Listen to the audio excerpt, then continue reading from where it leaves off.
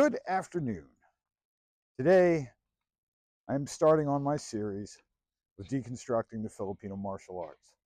And we're going to be asking some hard questions along the way. One of the first questions I want to ask you is, why are you training with this, a very thin rattan stick that allows you to move quickly?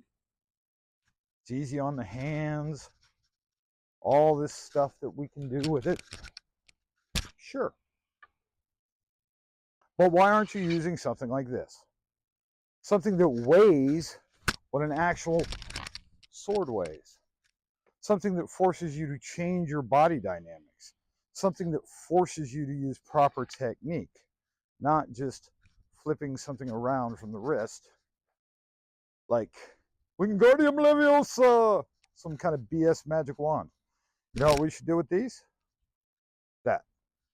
Get yourself something like this, or like this, if you prefer the traditional training materials. This particular one's made by Volpe's Training.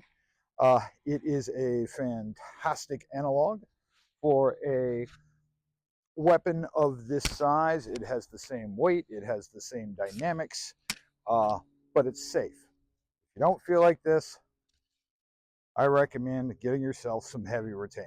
All right, now that we've got that out of the way and we've got ourselves a proper training tool, let's start getting into this in depth. First thing I want to deconstruct is the angles of attack. Every system has angles of attack. The first 5 are the most common. After that, it changes within system and in region and even instructor. But in broad general terms, angle 1, angle 2, angle 3, angle 4, and angle 5. First 5. And then beyond that, it starts to get very complicated. But here's the truth.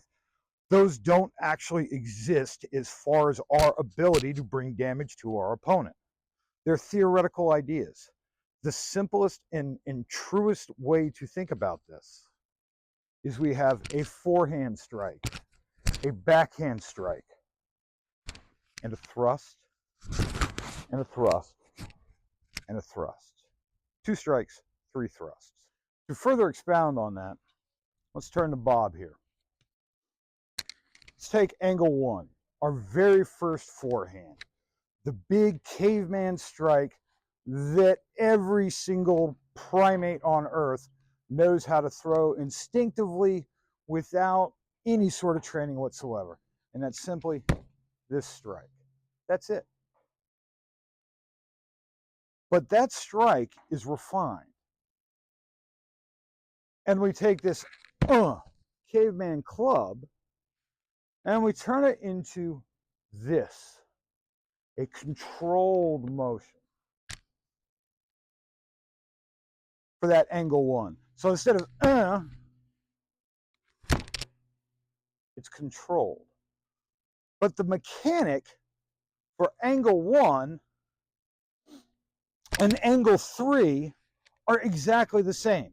The only difference is body height. So whether I'm throwing here or I'm dropping down here for that angle 3, it's the same strike. It is this mechanic, wherever it goes. If I'm throwing down at the leg, it's the same mechanic. The only thing that differs is my body height in relationship to the target. So don't get caught up in all of these, I'm blocking an angle 1, I'm blocking an angle 3, I'm blocking an angle 1 to the arm, an angle 1 to the hand. None of that matters.